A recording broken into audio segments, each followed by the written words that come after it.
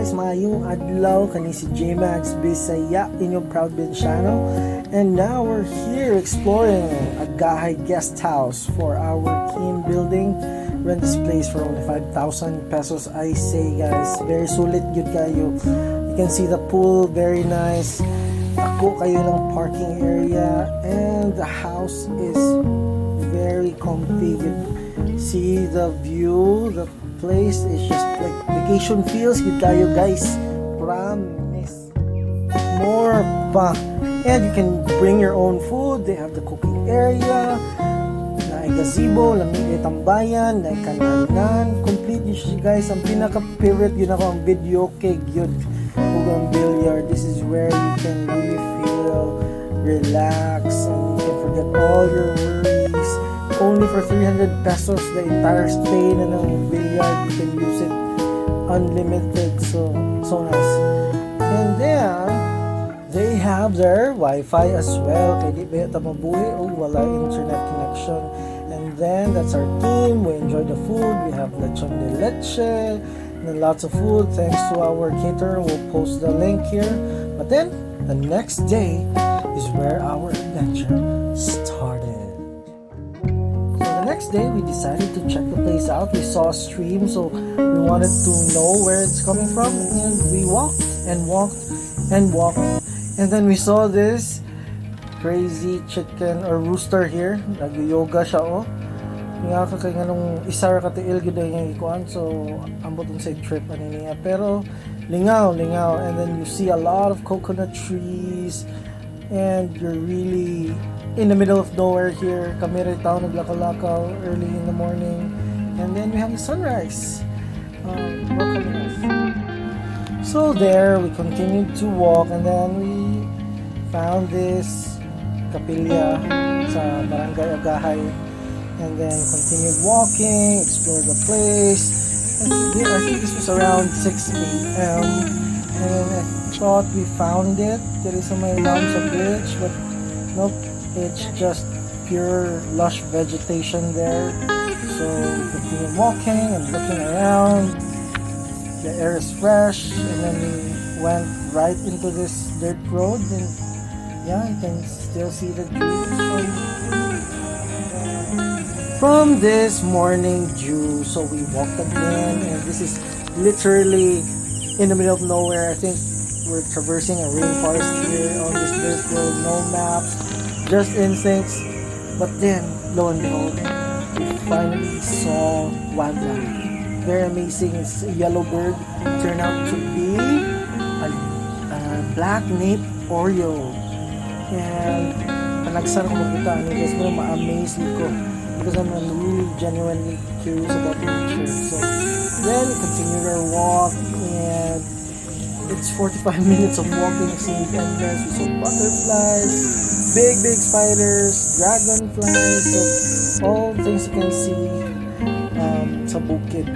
So, but then finally I was very happy to see. It was such an amazing sight. Like, look at the waters here.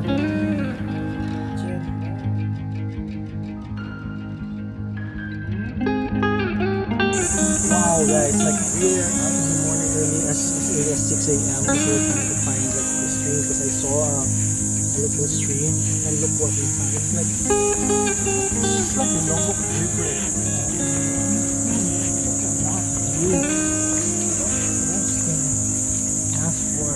In this early morning we saw birds, butterflies, and this river. I think this might be the Abatan River. I don't know. Guess what? There's none.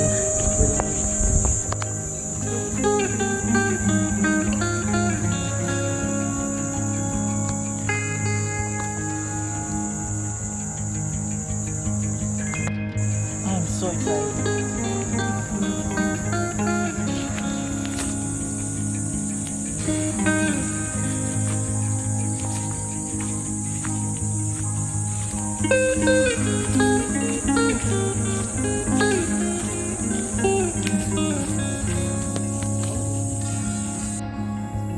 This is nice.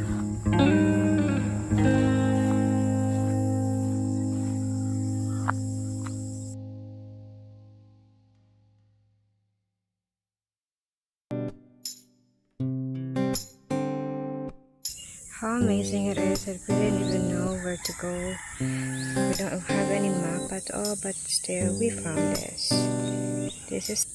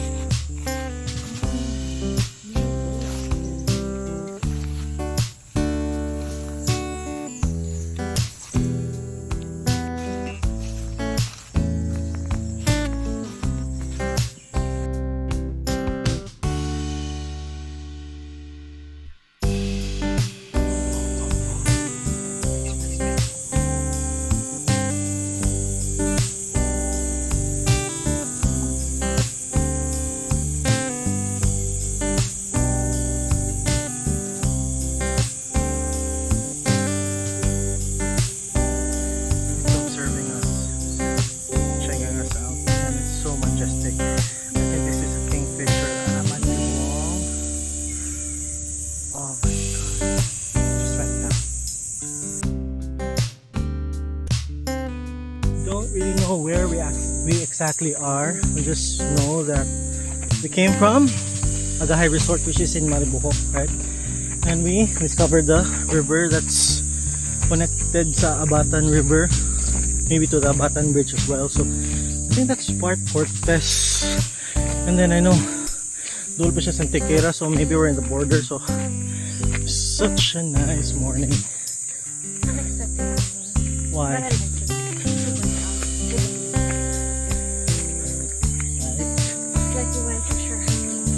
Yeah. So the yellow bird somewhere there. I don't even know if it's a kingfisher, but it's a majestic blue bird.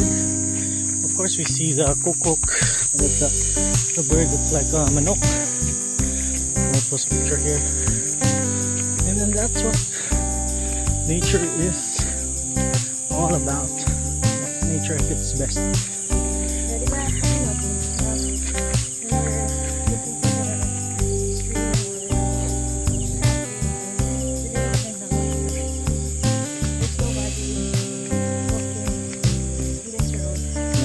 Just pure instincts. We didn't even look at the map and we just went hiking, just winged it. And para man punta na Nasaag, just make sure mito ninyo yung pagka Boy Scout na kung masaag, balihon ang sanina. So lang. Yeah, but we're heading back, and what a beautiful morning it is. Happy Monday. Whoa.